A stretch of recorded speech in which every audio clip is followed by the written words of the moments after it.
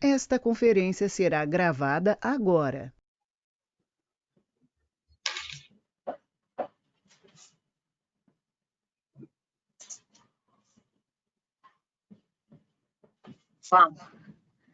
Boa tarde a todos.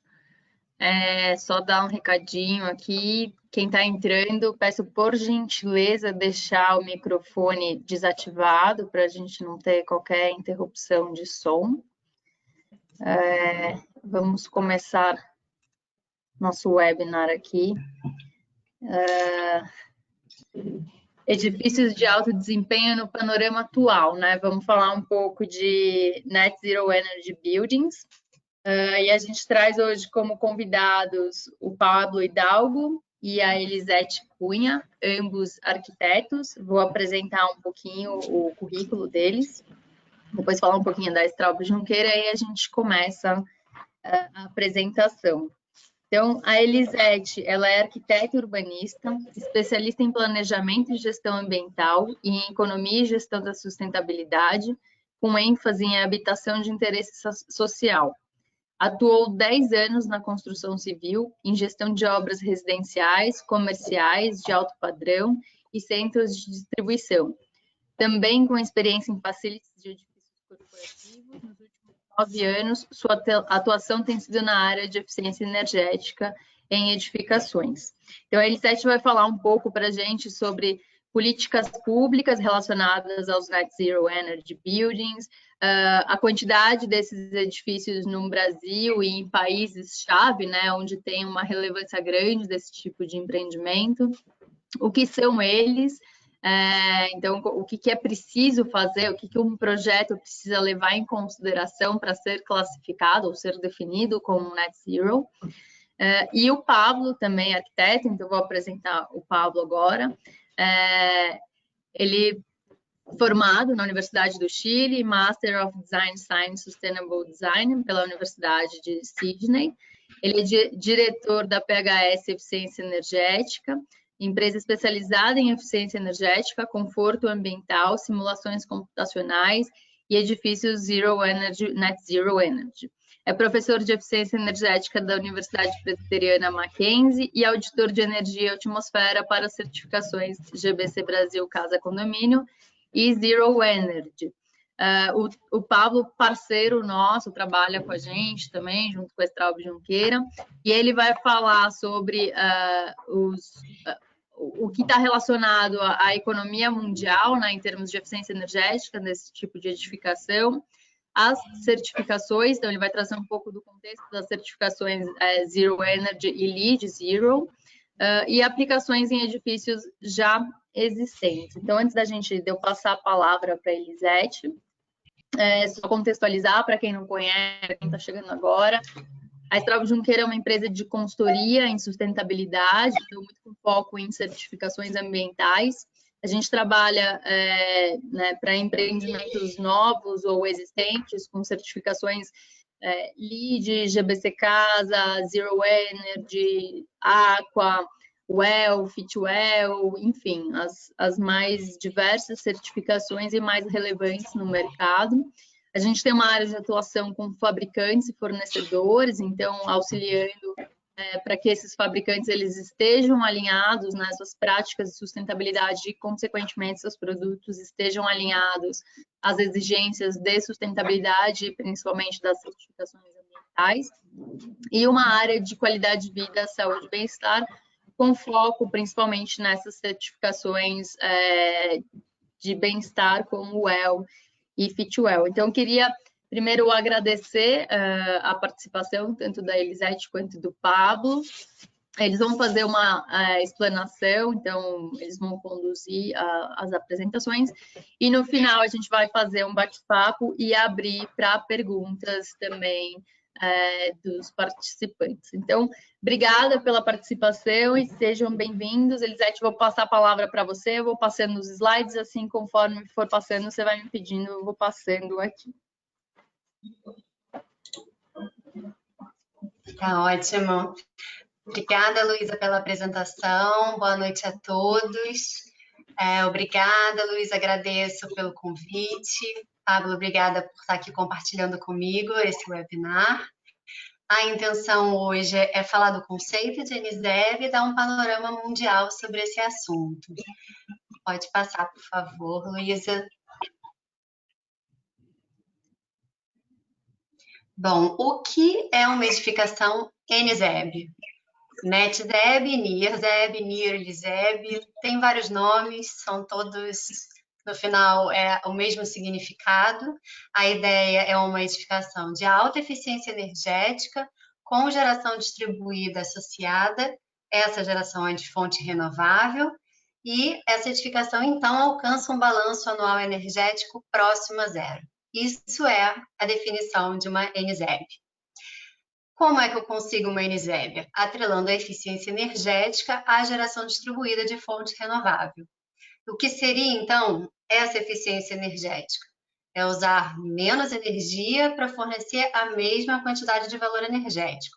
Um exemplo muito simples é uma sala iluminada com uma lâmpada incandescente e essa mesma sala iluminada com uma lâmpada LED.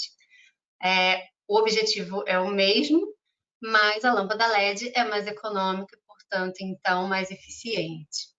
Eu tenho o mesmo objetivo conseguido com o consumo de energia menor. Pode passar, por favor, Luísa.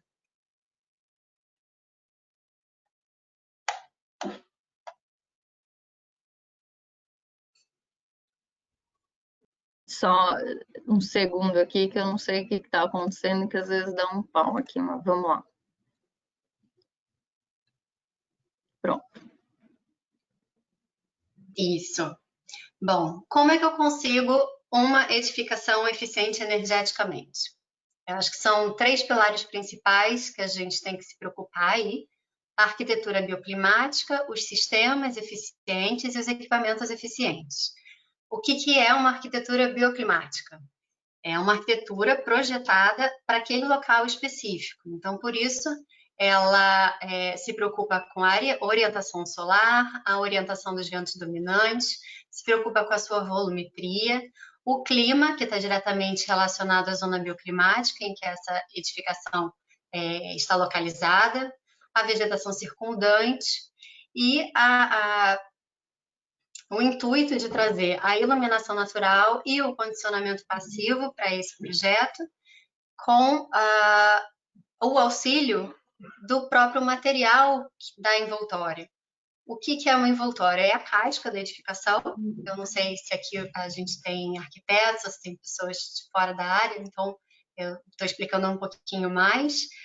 A casca da edificação, então, é formada pelas paredes da fachada, que também incluem as áreas envidraçadas, e a cobertura. Basicamente, isso é envoltória. E os materiais que a gente escolhe para compor esse projeto na envoltória é que vão, então, trazer essa iluminação natural, esse condicionamento passivo para o projeto para edificação. Então, a arquitetura bioclimática ela vem harmonizar as construções ao clima e as características locais, trazendo com isso a redução dos impactos ambientais, melhoria da condição de vida, porque ela é trazida pelo conforto, que é maior nessa edificação, conforto térmico e lumínico, e a racionalização do consumo energético dessa edificação. Um outro pilar, que são os sistemas, e a gente tem 2 sistemas principais, que é o sistema de iluminação e o sistema de condicionamento de ar, que devem ser eficientes para poder contribuir com a eficiência energética. A gente tem também os elevadores, que também contribuem aí com o consumo de energia.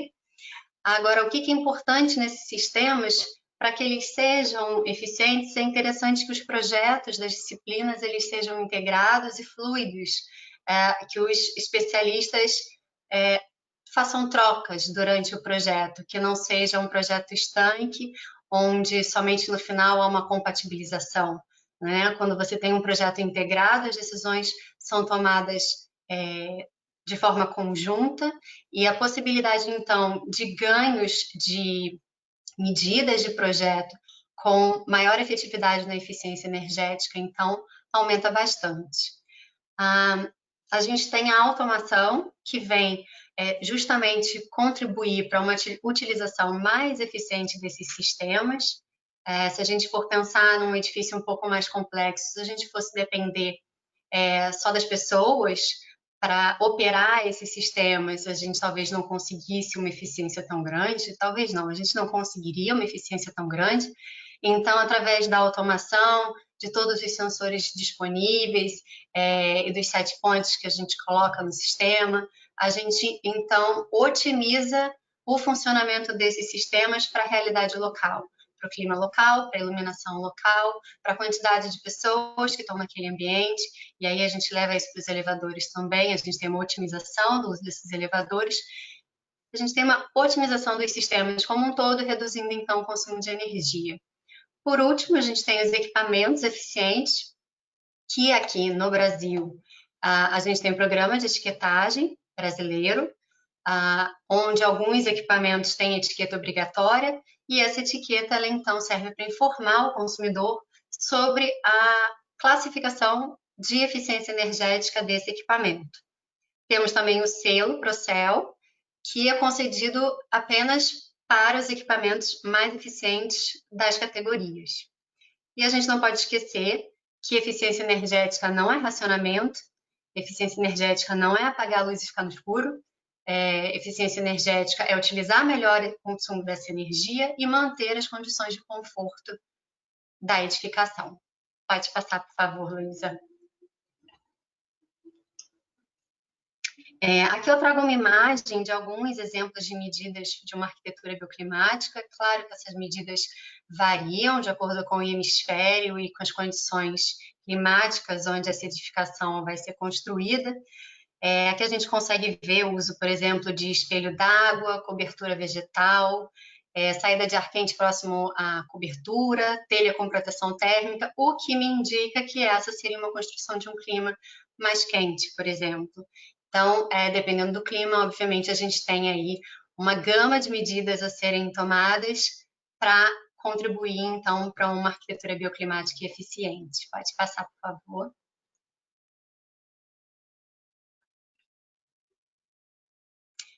Falando, então, agora da geração de energia renovável, a média mundial de energia renovável gira em torno de 10% a 12% nos países. No Brasil, a gente tem uma média de 46%, somos um país afortunado, sem dúvida, mas nem por isso a gente não tem que se preocupar com melhorar a nossa matriz energética. Essas 4 opções são as mais usuais, é claro que existem outras fontes de geração de energia renovável. A biomassa, inclusive, está tentando entrar com um pouco mais de força aqui no Brasil. A gente tem, então, a fotovoltaica, que ela te permite com maior facilidade gerar essa energia on-site. A eólica, normalmente, já é mais fora da edificação. E um ponto interessante, e aí a gente falando dos módulos fotovoltaicos, é que eles, até os seus 25 anos, eles geram 85% da capacidade inicial e tem uma reciclabilidade de 96%. Então, é interessante a gente trazer aí também o ciclo de vida dos materiais que a gente está colocando nessa edificação, que além de eficiente, é interessante que seja sustentável também, né? Nos últimos 3 anos, a geração de energia fotovoltaica cresceu 5 vezes no Brasil. Então, tanto a energia fotovoltaica quanto a eólica, né, a geração, cresceu nos últimos 10 anos, a eólica também, principalmente por conta dos programas de incentivo às fontes alternativas de energia elétrica, como o PROINFA. E um ponto interessante da geração eólica é que 80% dos seus componentes são produzidos no Brasil. Então, a gente tem o fomento da indústria nacional e a empregabilidade. Falando agora em ENISEB especificamente, os códigos para ENISEB, eles variam, né, de acordo com as certificações, de acordo com as políticas públicas dos países. Existem países, por exemplo, que só permitem que a energia seja produzida on-site, ou seja, na edificação. Outros permitem que seja gerada também próximo à edificação, e outros permitem que ela seja comprada de fontes externas, renováveis. E aí depende muito do conceito de ENISEB adotado por cada código. Pode passar, por favor. Bom, Qual é a relevância? Por que que, então, além de tudo que eu já falei, é importante uma edificação NZEB? O setor de construção civil e edifícios são responsáveis, de acordo com a Agência Internacional de Energia, por 36% do consumo final global de energia e 40% das emissões de CO2. Então, daí a gente já consegue ver a importância da edificação nesse processo de um futuro sustentável e tentar reduzir, então, o aquecimento global também, né? As NZEBs, elas estão aderentes à Agenda 2030 da ONU, principalmente nos ODS 7, 11, 12 e 13. Também está aderente à nova Agenda Urbana Habitat e ao Acordo de Paris. Elas contribuem para a transformação, transição energética, diminuindo, então, a pegada de carbono. E aí, trazendo mais para o lado do consumidor, para o lado do usuário, a gente tem uma redução na fatura de energia e um aumento do conforto térmico e lumínico, o que melhora também as questões de saúde e produtividade. Pode passar, por favor.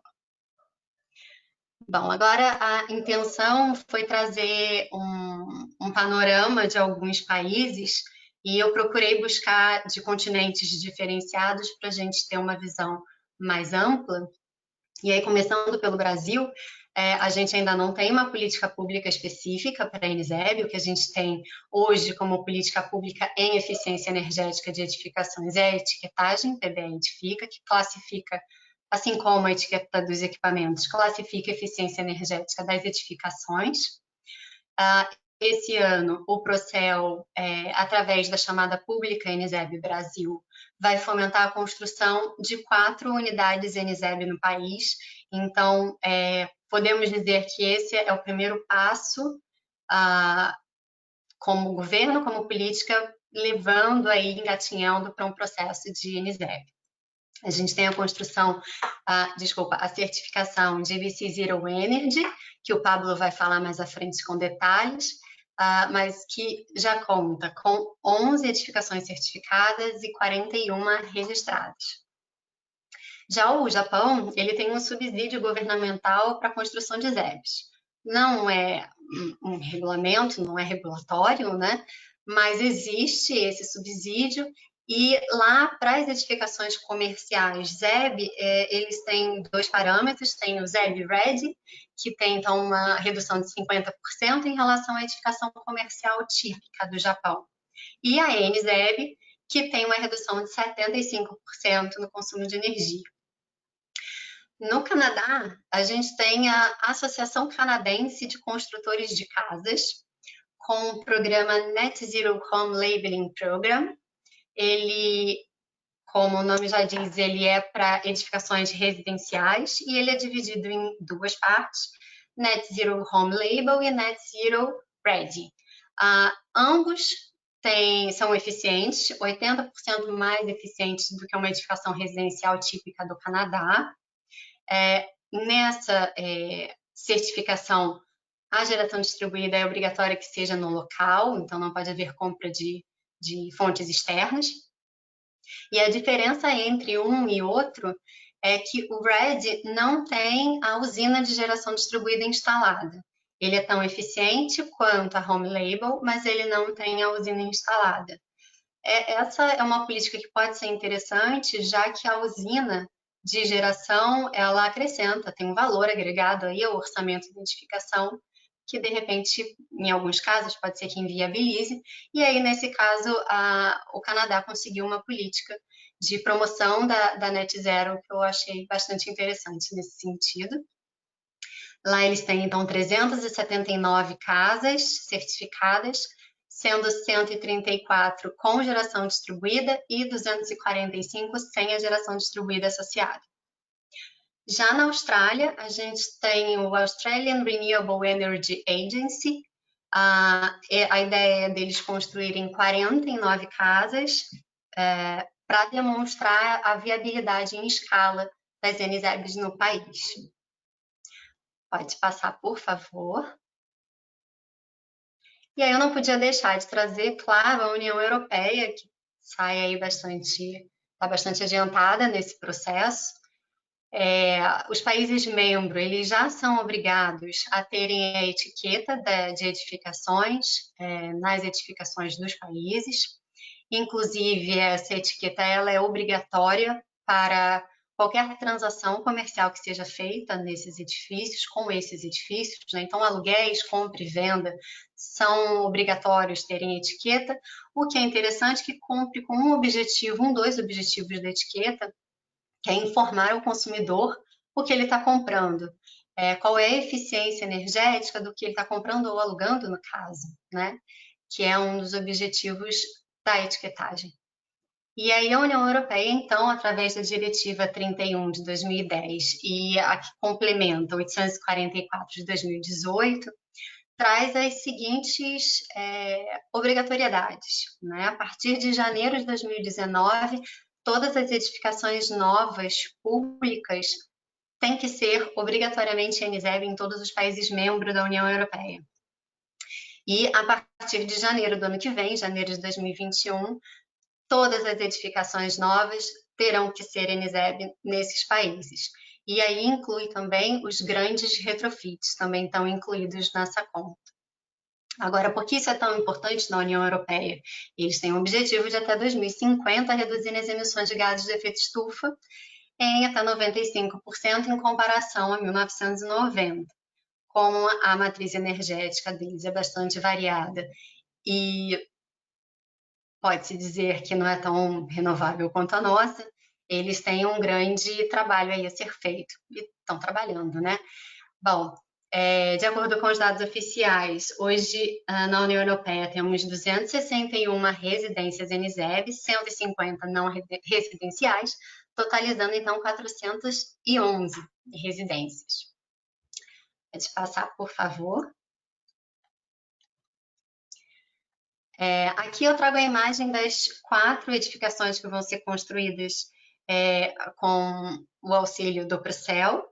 O que é interessante aqui é trazer que o partido das edificações, o projeto é bastante diferenciado entre elas, e o que desmistifica um pouco de que trazer eficiência energética para as edificações travaria um pouco a criatividade do arquiteto, que eu acho que já está mais do que provado que a gente tem várias opções de projeto para diferenciá-los e torná-los bastante eficientes e bonitos também. Pode passar, por favor.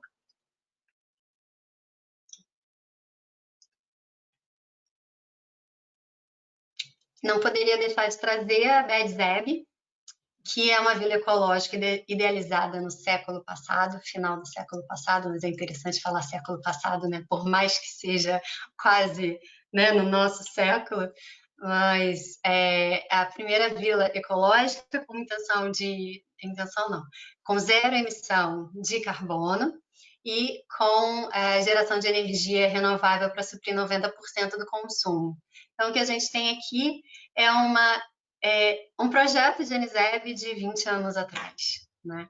E o interessante de trazer esse projeto, que eu acho que é bastante conhecido de todos os arquitetos, com certeza, é que ele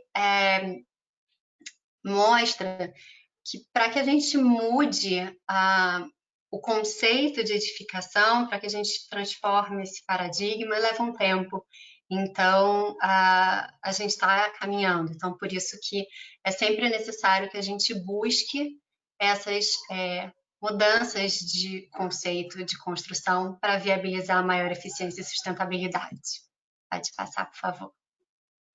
E aqui, finalizando a minha apresentação, eu trouxe 4 exemplos de edificações NZEB.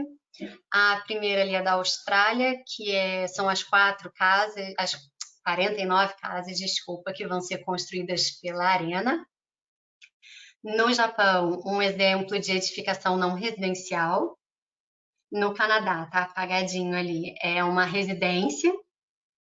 E eu achei interessante trazer um exemplo da Itália, um edifício de pequeno porte, mas o que mostra que a gente consegue fazer num edifício também, um edifício ser NZEB, e o interessante é que a Itália tem o maior número de NZEBs construídas na União Europeia.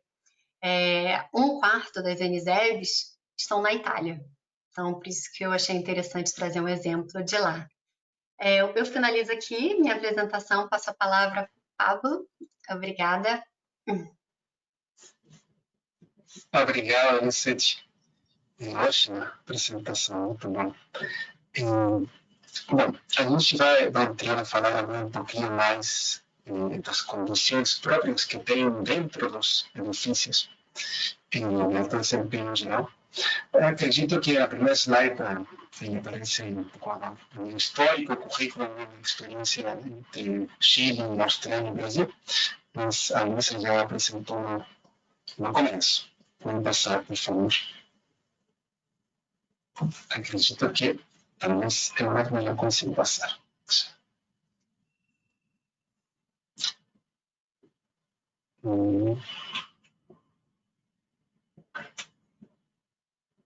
Tá. Seguindo, acho que sim. Seguindo a linha dos cases que a Vicente estava mencionando, eu resgatei um case super interessante, já tem alguns anos, tem aproximadamente 7 anos já construído nos Estados Unidos, em Seattle. A verdade é que é um retrofit, um edifício existente da década do século passado, nos anos 20, que sofreu uma série de modificações para precisamente conseguir ser zero energy. Então, inicialmente eles trabalharam com invertoria de alta performance, né? E aplicaram para a tecnologia solar fotovoltaica. Inicialmente existia uma estrutura já existente, claro, e eles estão projetando uma nova estrutura em função da mesma existente para uns 250 anos a mais. Da mesma forma, esse projeto desenvolveu uma invertoria super eficiente, que também se pretende que funcione para daqui uns 50 anos mais, com esse nível de desempenho.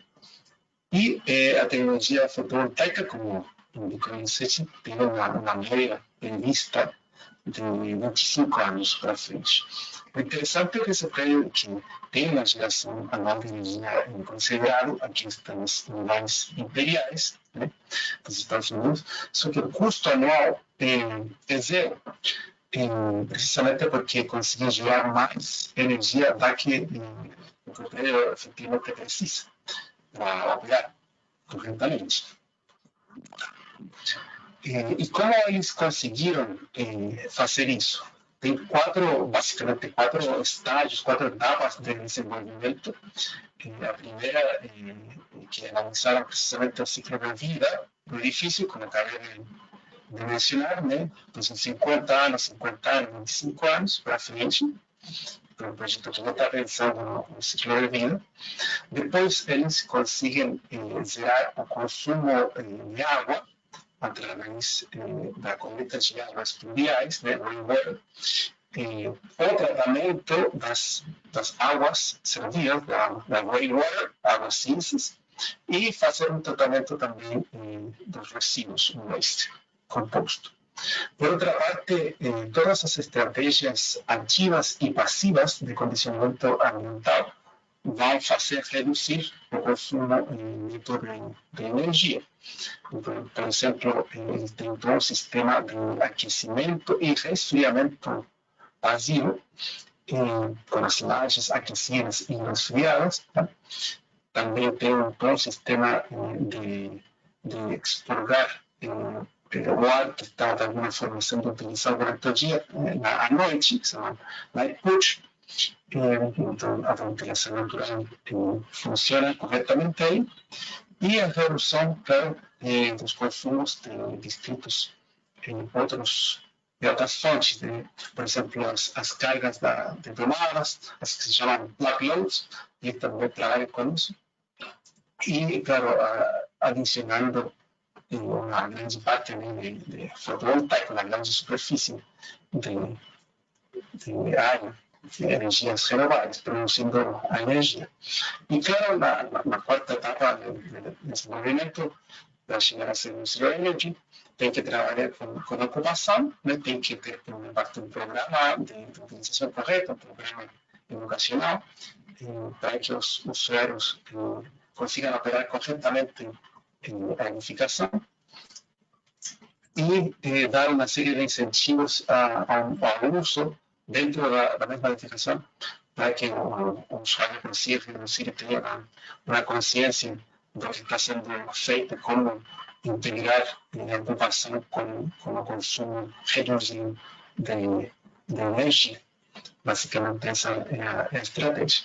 E este gráfico é muito didático, de alguma forma, indicando a intensidade do uso de energia dessa edificação, que inicialmente se considera un edificio típico de escritorio con similares características. En los Estados Unidos existe toda esa avaliación que se llama Energy Star, para você conseguir fazer uma pequena simulação relacionada ao tipo de edificação em metros quadrados, e se tirar um indicador que é um benchmarking, basicamente, de que tão eficiente é o emprego comparado com o universo de edifícios similares. Então, inicialmente, ele começa com uma intensidade de uso de 272 kW/hora, por ser um número assim, acho que está na unidade imperial, por P quadrado. Depois, aplicando uma segunda etapa de intervenção, reduzindo os consumos por aquecimento e resfriamento, através dessa envoltura de alto desempeño, por ejemplo, en vidrios triplos, en isolamiento térmico, etcétera, etcétera, eles chegaram a 42. Depois, aplicando controle da iluminação artificial, por exemplo, minimizando, maximizando a iluminação natural, reduzindo as cargas de iluminação por LED, por exemplo, já vai cair para 32. Mas uma última etapa de intervenção com o usuário, né, com a conscientização do usuário, com o uso, manutenção, por exemplo, com o determinado de um set point para aquecimento e resfriamento que nos conseguimos reduzir, organização de ar-condicionado, também na época era em foto para laptop, por exemplo, versus o desktop, que consome mais energia. E o toque final, como fecha a equação para conseguir ser um zero energy, com a adição de energias renováveis, basicamente uma grande superfície de placas fotovoltaicas, tanto na cobertura como nas fachadas. Então, dessa forma, este é um bom exemplo para entender como a maioria destes edifícios consegue chegar nesse resultado, que essa intenção, basicamente, que só geologicamente nem que só com a adição de energias renováveis a gente consegue esses resultados, porque na maioria dos países o consumo de aquecimento é considerável, especialmente nos países mais frios. Então, tem que passar por várias etapas de redução de consumo para conseguir ser um zero energy. Aqui no Brasil, tá, como mostrou o exemplo do set, é até um pouquinho mais fácil, porque quase não tem muitos projetos de aquecimento para os edifícios. Então, o resfriamento é um grande tema, e a adição de placas fotovoltaicas faz muito sentido, porque tem muita relação sobre o incidente. E dentro desse contexto mundial que a gente se encontra atualmente, tanto pela pandemia como nos últimos anos, no efeito da mudança climática, né? As Nações Unidas estão fazendo uma chamada urgente, né, para combater essa mudança climática a partir da eficiência energética nas edificações. Tá? E dentro desse contexto que se encontra o tema dos CEOs, buildings. Tá? Existe uma aliança, uma organização internacional que se chama Global Alliance for Buildings and Construction, que está desenvolvendo e até a sua participar dentro dessas discussões, desse processo que está sendo elaborado um plano, onde está pronto, para uma espécie de roteiro regional para a América Latina, tá? Essa aliança. E como nos nossos países precisamos de seguir esse roteiro precisamente para conseguir os resultados no médio e longo prazo, de atacar a mudança climática desde a eficiência energética nos edifícios. Eu sempre falo para meus alunos que a eficiência energética vai salvar o mundo, mas no sentido de que, como eu falei antes, a maioria dos países tem fontes de energia não renováveis. Portanto, a grande ferramenta de trabalho que a gente tem para reduzir esse consumo é a eficiência energética, tá? É a qualidade na organização. Então, é por isso que o setor dos edifícios, de edificações, é onde a gente mais pode atacar em termos de mitigação das mudanças climáticas. E a maior porcentagem de intervenção que a gente tem para os próximos anos. Então, porque é importante entender o contexto em que a gente se encontra. E, recentemente, nas últimas semanas, até nos últimos meses, na Europa está se falando e estão adquirindo cada vez compromissos mais sérios, mais decididos em termos de investimento para tornar as economias em economias verdes. Tá? A conversão verde na Europa está sendo algo bem forte. Então, eles já estão destinando aí 91 bilhões por ano para melhor eficiência energética e aquecimento de residências. 25 bilhões de energia renovável e outros 20 bilhões para veículos limpos, enfim, instalação de pontos de carregamento, etc. Então, esse é o contexto que a gente se encontra. Atualmente, este tema do Zero Energy está sendo cada vez mais relevante, mais importante. E para isso, várias organizações mundiais estão trabalhando numa série de diretrizes ou pautas para conseguir isso. O World Business Council for Sustainable Development estabeleceu um roteiro, uma matriz de trabalho de avaliação, basicamente, para ajudar a transformar os edifícios existentes em net zero. Tá? Então, a gente vê que dentro dessa matriz, o framework, o Building System Carbon Framework, a ideia precisamente é transformar o consumo de energia em net zero e atacar o tema das emissões de carbono associadas às edificações. Só para lembrar, a gente tem aqui embaixo um indicador em verde, que parece embodied carbon, e em laranja, operational carbon. Basicamente, o carbono embodied que seria incorporado é o que está dentro dos materiais que são utilizados na construção, e o carbono operacional seria as emissões de carbono associadas com o consumo de energia durante a vida útil dessa edificação. Da mesma forma, se aplica esses conceitos para energia incorporada e energia operacional, onde a maior porcentagem corresponde ao carbono operacional com a energia operacional. Então, dentro dessas áreas que se consideram de negócios sustentáveis, está considerando, o primeiro que aparece é o Zero Net Energy Building, dentro dos edifícios novos, a primeira área para atacar. Depois, o retrofit de edifícios, porque, segundo as projeções do Conselho World Rebuilding Council, até 2050, 80% das construções vão ser existentes. Então, o tema da retrofit está tendo cada vez mais importância e relevância. Por outra parte, de operações de edifícios tem que ser trabalhada e a adoção, claro, da energia limpa, energias renováveis. Então, esse esquema basicamente está nessa etapa em que qualquer edifício funciona, né? Dentro da produção, construção, uso, operações, o fim da vida útil, as emissões associadas e e a sobrevida de alguma forma, que vem depois.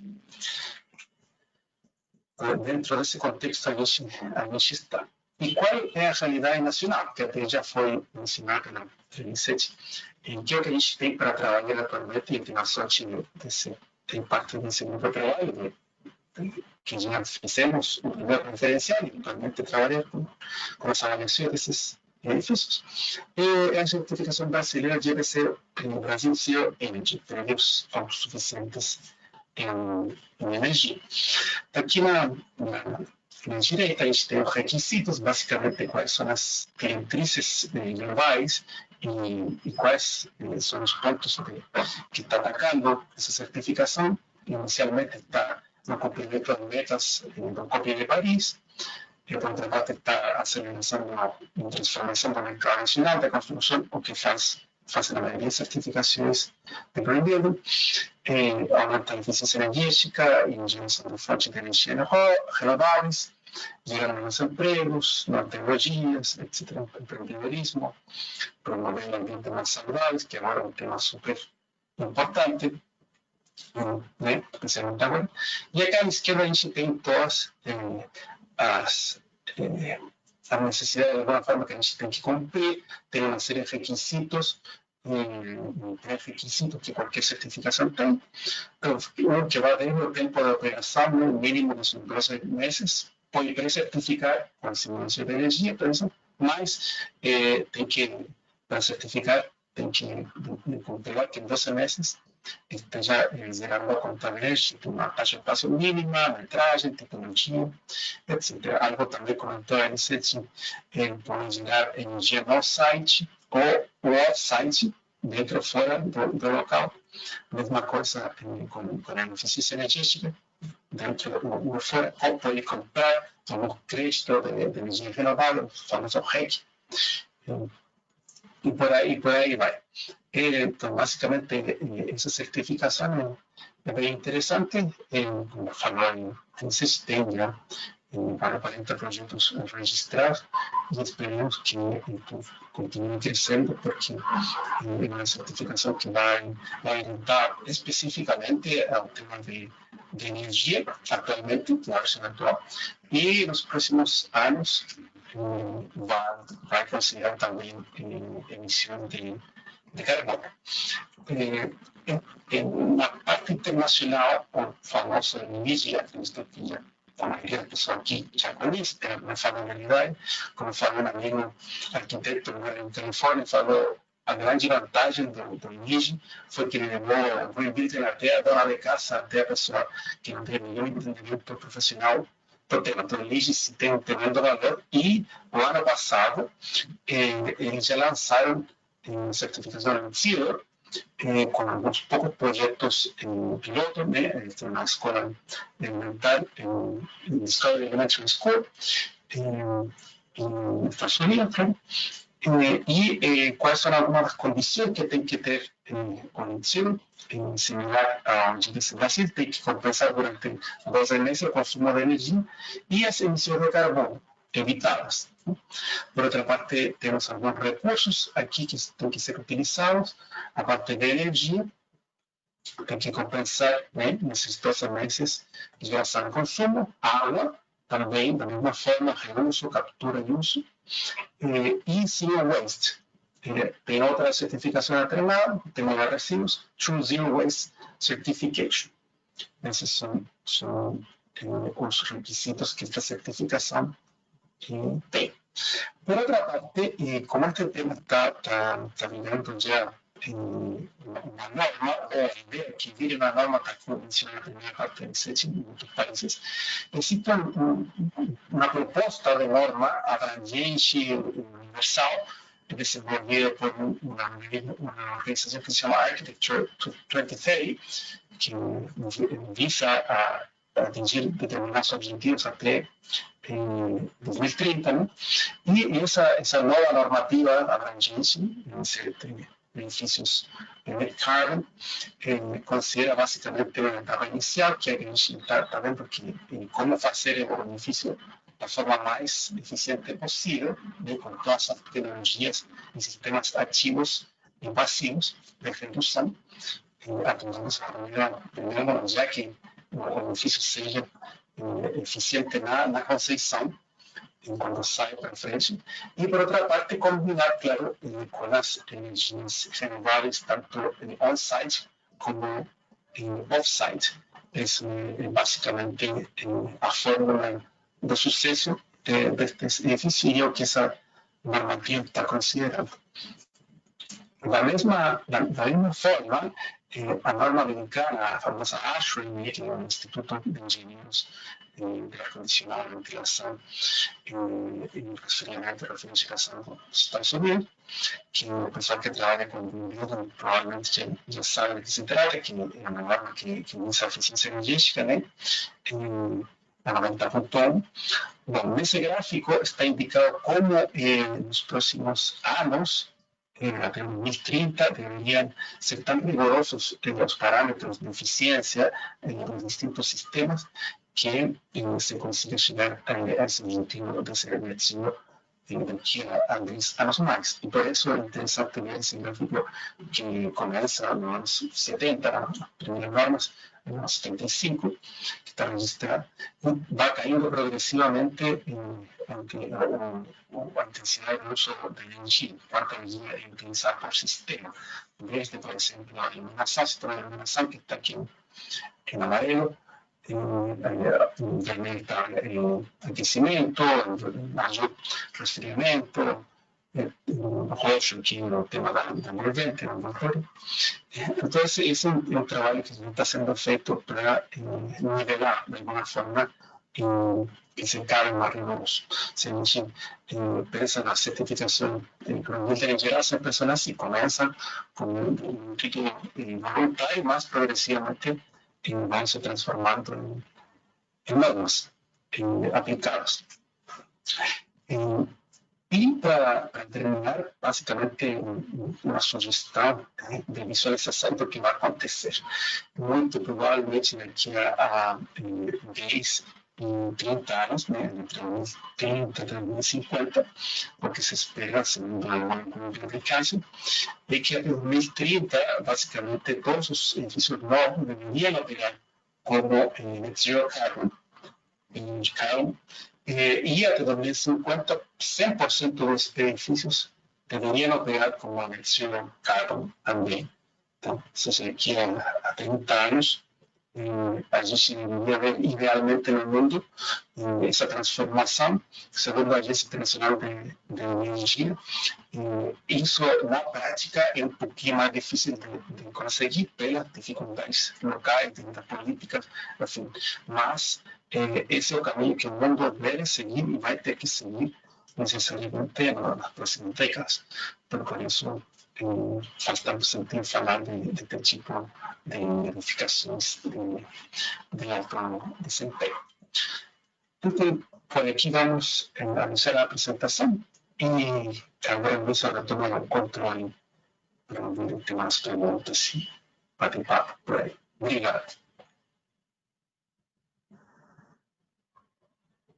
Obrigada, Pablo. Obrigada, Elisete. Deixa eu tirar aqui modo apresentação para a gente voltar a conversar.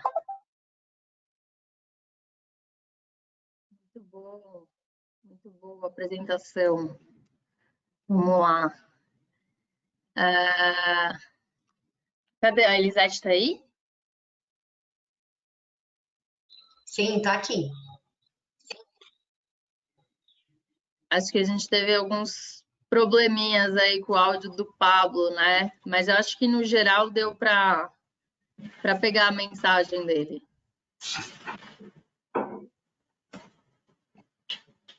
Pablo, esse seu sotaque aí atrapalhou o entendimento, viu? Poxa, sabia que o Marcos, aqui, o engenheiro Marcos, já me conhece há tantos anos, tem que estar acostumado com o sotaque. O Marcos reclamando, ó, sacanagem, viu? A minha espanhola tem que entender o sotaque. Não, ficou um pouco ruim, mas eu tentei, até eu não consegui melhorar mesmo, eu não sei o que aconteceu. Eu acho que foi o seu sotaque, viu, Pablo, que deu uma prejudicada. Isso é bullying. Não, brincadeira, gente. Bom, eu queria saber se, acho que por enquanto, tirando a reclamação do áudio do Pablo, eu acho que a gente, por enquanto, não tem nenhuma pergunta. Pessoal, se vocês quiserem fazer pergunta, tá aberto agora para pergunta. Primeiro, agradecer aí. E eu queria saber de você, Pablo, né, que é auditor das certificações, tanto GBC Casa, mas principalmente Net Zero. Esses números têm crescido, né? Como que você tem enxergado esse setor hoje no Brasil e fazer uma ponte aí também com a apresentação da Elisete, né? Ela comentou um pouco sobre essa chamada do Procel, enfim, o quanto que vocês acham que isso vai de fato contribuir para que isso torne um pouco mais relevante, né? A preocupação dos Net Zero se torne um pouco mais relevante no Brasil, porque eu acho que é um tema ainda muito pouco conhecido no Brasil, né? Pouquíssimo explorado. Eu acho que a gente tem muito ainda a caminhar, né? Está muito ainda nichado nos profissionais que conhecem, que trabalham com o tema, mas eu acho que a gente tem um papel grande aí de fazer com que isso seja disseminado, né, Brasil afora, incentivado. Então, queria ouvir um pouquinho de vocês, qual que é a percepção e qual que é a opinião de vocês com relação ao desenvolvimento disso, alavancar isso no Brasil. Francis, por favor.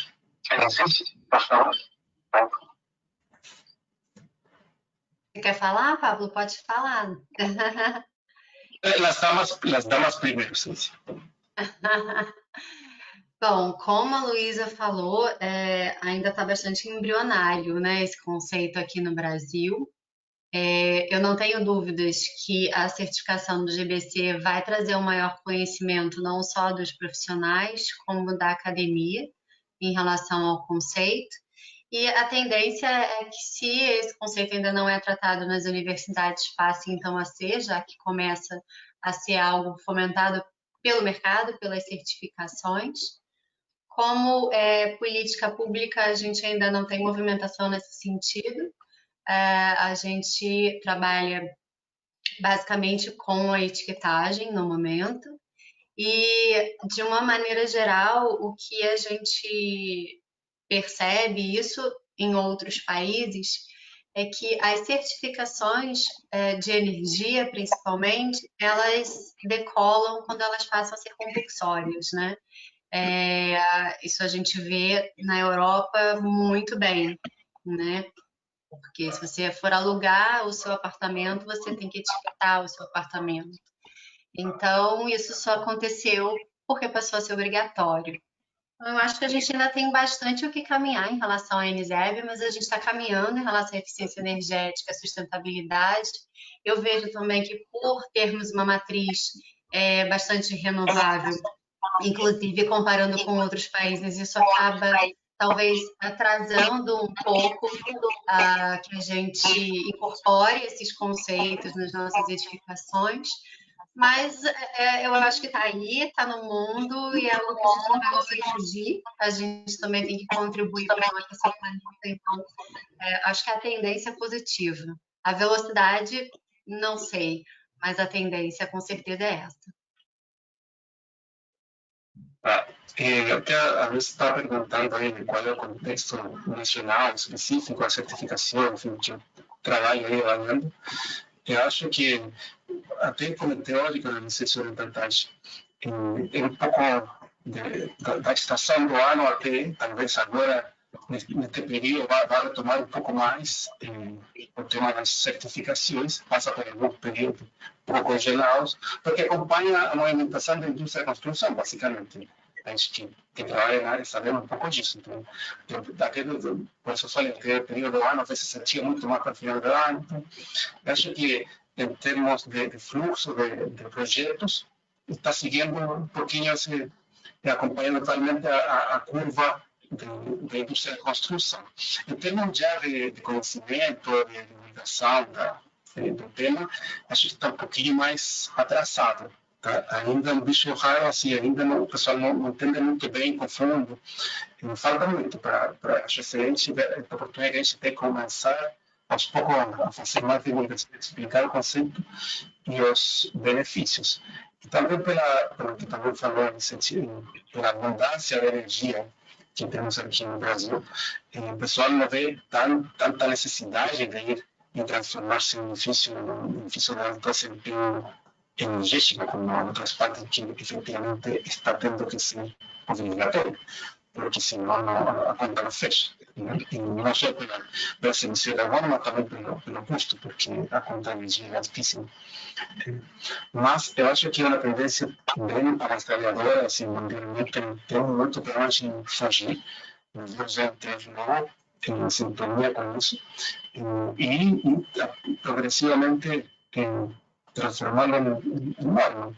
Mas para isso tem um trabalho de base gigantesco que a gente tem que desenvolver no país, indústria da construção, enfim.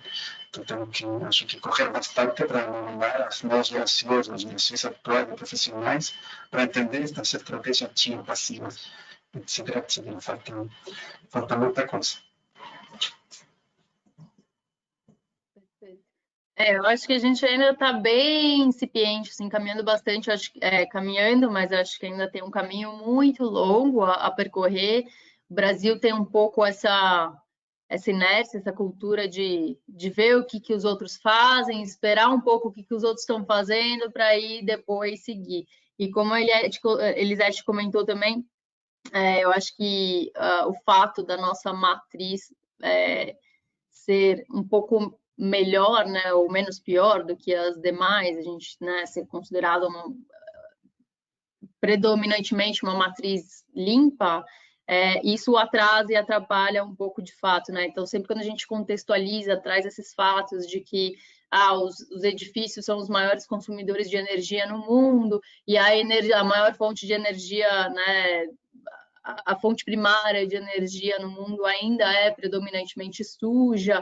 Então, a gente tem uma responsabilidade muito grande enquanto setor de construção para rumo à redução das emissões e a redução de contribuição de aquecimento global e tudo mais. Mas isso no Brasil a gente tem um contexto um pouquinho diferente, né? A gente tem trabalhado também nos últimos anos com questões de saúde, bem-estar e tudo mais.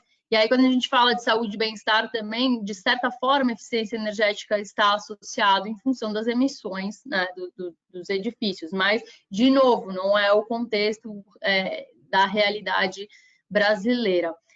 O Marcos até colocou que existem algumas iniciativas, e de fato existem, né, públicas, como o governo do Paraná, o próprio governo de Santa Catarina também. Vi que a Clarice do CBCS estava aqui, não sei se ela ainda está, mas com a iniciativa das creches e tudo mais. Então, tem bastante coisa acontecendo, mas eu acho que especificamente, particularmente em relação aos NZEBs, ainda a gente está começando a criar esse conhecimento, né, despertar esse interesse. E compacto da colocação da Elisete também, que enquanto isso não fizer parte do currículo, né, da grade de graduação e a gente conseguir capacitar e treinar mais os profissionais, isso demora ainda mais para que aconteça, né? Então, são várias iniciativas que devem acontecer em conjunto, iniciativa pública, privada, instituições de ensino, enfim. Então, eu acho que essa é a minha opinião. Eu agradeço muito, acho que foi ótima a apresentação de vocês. Pablo, eu acho que a questão do seu microfone é que você fica segurando com a mão o microfone, eu não sei se é isso que está atrapalhando a qualidade do áudio. Está abaixo. Mas eu acho que, eu não sei se vocês têm mais alguma colocação, Elisete, se você quiser deixar algum recado, colocar mais alguma questão. Você falou do consumo das edificações, né? Na União Europeia, a gente tem aí as edificações são responsáveis por 40% do consumo de energia, sendo que 75% do estoque é ineficiente, então eles têm pressa, né? No nosso caso, de acordo com a EPE, as edificações consomem 50% da energia gerada no país, metade, aproximadamente, claro. Então, na verdade, a gente está até pior, né, do que a Europa em relação ao consumo das edificações. A diferença é que a nossa matriz é mais limpa, mas isso só coaduna, na verdade, com a necessidade que a gente tem de incluir a eficiência energética nos projetos, retomar a questão da arquitetura bioclimática, parar de copiar modelos de outros países, de outros climas, parar com esse complexo que a gente tem de ter que copiar. A gente tem produções nacionais maravilhosas, arquitetos maravilhosos. Então, trazer de volta a arquitetura bioclimática e pensar nisso como um fator importante de projeto. A eficiência começa no projeto. Não adianta você começar uma obra e resolver, então, fazer dela eficiente. Claro que você pode conseguir, mas ela vai custar mais caro, né? E desmistificar também essa questão do custo. Não é mais caro. Claro que se você for instalar uma usina, certamente isso aí é um fator a mais, né, de custo no orçamento da construção.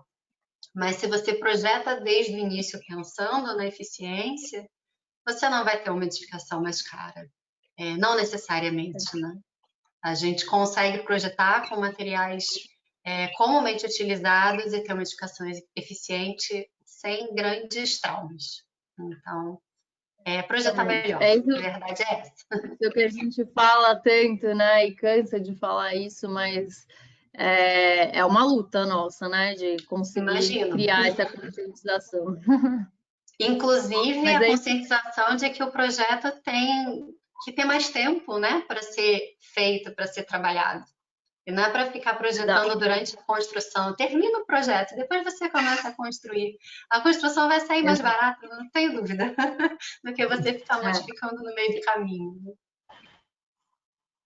Exatamente. É isso aí. A gente, né, é a cartilha, a gente fala, um dia a gente vai chegar lá. Vamos, mas é com isso. certeza. Muito bom, foi ótima a apresentação de vocês. Diga, Pablo. Não, só para terminar, eu acho que vou tratar aí dois temas importantíssimos, que esse conversa o tema da educação, né? A gente também trabalha nessas áreas, então é fundamental nos próximos anos capacitar os profissionais nesses temas, em que têm um conhecimento maior da ciência por trás da arquitetura, né? Engenharia. E, por outra parte, a gente tem que ver também que uma tendência mundial que não tem como, independente de sermos mais ou menos limpos, sujo na notícia, eu acho que o câmbio de consciência até mundial. E para isso a gente tem um monte de ferramentas que temos que ensinar e trabalhar. Porque falou a Vicente também o tema do projeto, o tempo do projeto, e da importância que a gente sabe, como a gente trabalha na área das simulações, ou dos estudos de sonares, de ventilação natural, etc, etc. Então, acho que são ferramentas que progressivamente temos que ocupar muito mais corriqueiramente na produção de engenharia, de arquitetura, etc, etc. Porque dessa forma já os projetos vão sair otimizados e muito mais facilmente conseguir as metas ambientais e energéticas. É isso, basicamente. E a gente não pode esquecer também do... Ai, desculpa, Luísa. Eu acabei não falando falar na apresentação, o hábito, né, do usuário. Não é a edificação que consome energia, são os usuários, né? Então, a gente fala em capacitação dos profissionais, mas a gente também tem que capacitar as pessoas, de um modo geral, a saber usar a energia a favor, né, da eficiência e não o contrário. É a cadeia e o ciclo de vida todo, né? Então, o projeto é isso que você falou, então acho que técnicas de projeto, arquitetura bioclimática, arquitetura passiva, fazer um processo de projeto integrado usando ferramentas de simulação para que a gente tenha um projeto adequado.